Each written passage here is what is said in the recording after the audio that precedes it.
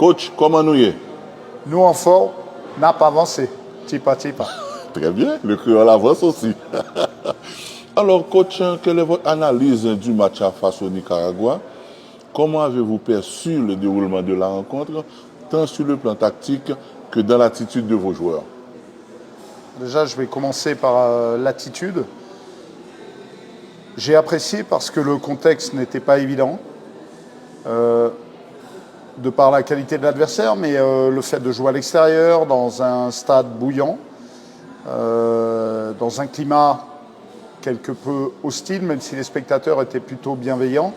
Je rappelle que la nuit d'avant-match a été un peu agitée. Les garçons ont su répondre présent. Il y a eu une péripétie également avec un arrêt dû à l'orage que nous n'avions pas prévu, qui pouvait peut-être rompre notre allant. Et au contraire, on était focalisé sur notre mission. Donc à ce niveau-là, plutôt content. Tactiquement, on a su répondre présent par rapport à ce qu'on avait identifié des failles éventuelles de l'adversaire. Les garçons l'ont fait avec brio, donc plutôt satisfait. On a franchi une belle étape. Maintenant, je dirais que c'est dans la continuité de ce qu'on fait depuis un petit moment, mais le chemin est encore long. Ok. Selon vous, quel a été l'élément clé de cette victoire? Qu'est-ce qui a fait la différence entre Haïti et le Nicaragua? Je pense le fait, en premier lieu, qu'on soit connectés les uns aux autres et que, collectivement parlant, on ne laisse pas d'espoir à l'adversaire. On savait que, en termes d'individualité, ce sont les faits. Nous avons des garçons au-dessus de ces joueurs, mais encore faut-il qu'on arrive à trouver la bonne synergie, la bonne connexion afin d'instaurer une belle dynamique sur le terrain. C'est ce que les garçons ont su faire, en tout cas hier soir. Ok. Lundi, on aura affronté le Honduras. On est arrivé ici à Tegucigalpa en position de leader. Comment comptez-vous gérer ce statut face à un adversaire direct qui jouera devant son public? On sait que ça va être difficile, mais on sait aussi, en tout cas depuis mon intronisation, qu'on joue tous nos matchs à l'extérieur. Donc on va une nouvelle fois devoir faire preuve d'adaptation. Se servir justement de ce contexte pour se galvaniser, avoir ce surplus d'énergie, même si ce n'est pas devant nos fans, mais voilà, ça doit nous servir. C'est toujours intéressant de jouer des matchs de ce niveau avec du public plutôt que jouer dans un stade vide. Je pense que les garçons, depuis leur plus jeune âge, font du foot aussi pour ça. Si on peut éviter d'entendre des cris de singe comme on l'a entendu hier soir, ce serait quand même mieux. Mais voilà, j'ai pas de souci particulier. Après, le fait d'être leader, c'est anecdotique. C'est le compte-rendu à l'issue de la 3e journée. Nous, ce qui nous intéresse, c'est, si possible, de garder cette position à l'issue de la 6e journée, ce qui signifierait forcément de belles choses pour Haïti. Ok. Votre slogan, tout donner sur le terrain pour s'autoriser le droit de rêver. Ça prend tout son sens après cette victoire. Comment cette philosophie se traduit-elle concrètement dans le comportement de vos joueurs? Déjà, on essaye de l'instaurer en permanence. Les joueurs qui sont appelés en sélection doivent avoir une certaine attitude. J'avais évoqué dans ma première réunion de ce stage que c'était un stage où il n'y avait pas de place pour les états d'âme. Peu importe les joueurs qui vont démarrer la rencontre, il y a aussi des finishers. Les états d'âme, ce sera pour plus tard. Là, aujourd'hui, on doit être tous focus sur une qualification. Les intérêts individualistes passent après Haïti, après l'équipe nationale et après une qualification possible.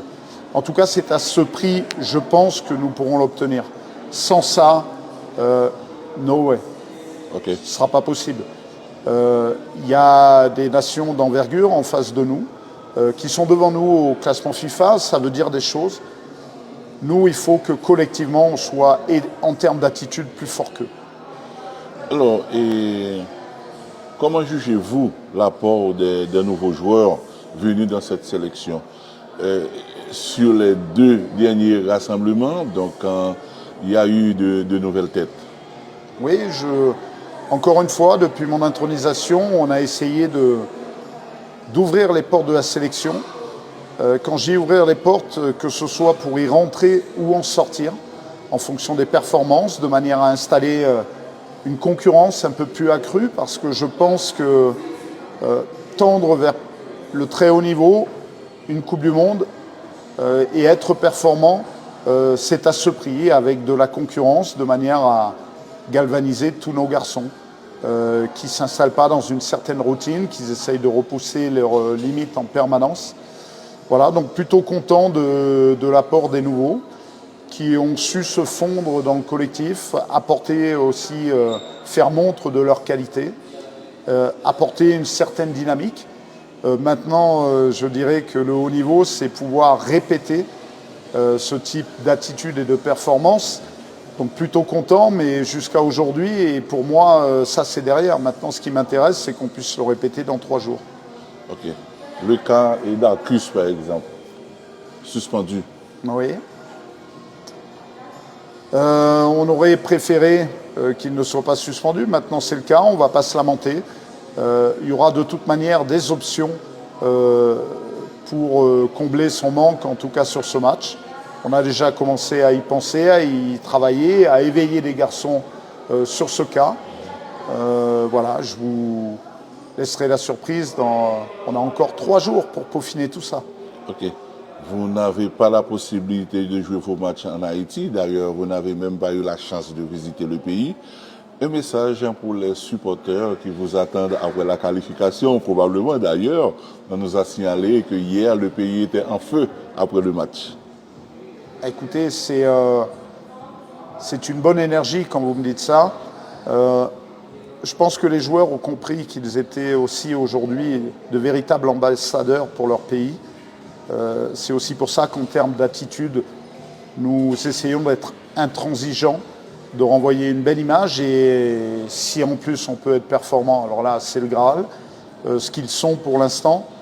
Je dirais que le peuple haïtien doit être sûr et certain que les garçons vont donner leur maximum pour essayer de leur offrir cette qualification.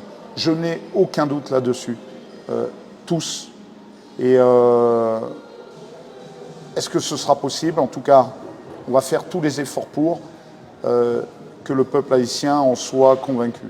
Après, ça reste du football. Il y a des opposants de valeur. Donc on n'a aucune garantie par rapport à ça. Simplement continuer à envoyer à mon groupe des ondes positives. On a besoin de ça en ce moment, de manière à ce qu'on n'ait aucun regret et que tous ensemble, vous et nous, on puisse rêver à une Coupe du Monde. Grenadier. À l'assaut. Merci, coach.